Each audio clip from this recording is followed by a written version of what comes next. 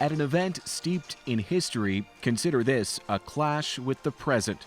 Soccer players from the U.S., Britain, and beyond each taking a knee before kickoff, a symbol of a racial reckoning crossing borders and oceans. We're united in the decision to take the knee. I think we want to fight all forms of discrimination, inequality. From football player Colin Kaepernick's kneeling to the wave of Black Lives Matter demonstrations emboldening athletes to denounce racism, there have long been signs these summer games would be politically heated. The Olympics has always been a space for political conversation.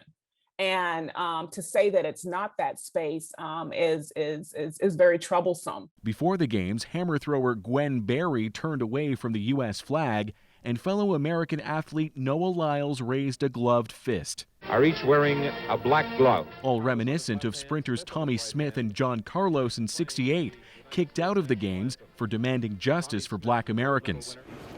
Some senior Olympic officials still consider this the wrong place for protest. Anybody who's showboating before his or her race, for me, is not a serious athlete.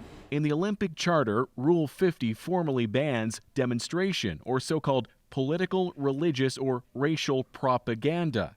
Even the Australian women's soccer team, simply posing with an Indigenous flag, can draw calls for caution. Whatever is done shouldn't distract them from the game that they play. The IOC recently loosened restrictions, officially allowing athletes to stage demonstrations before and after competition, as long as it's not considered disruptive. But they could still be punished if they protest on the podium. And some advocates for athletes' rights consider that unfair and unenforceable. I'm very doubtful that the IOC would sanction anyone, because the backlash they would receive from the community, from the global citizens, would be huge. This could yet be a test of what these rings stand for or against.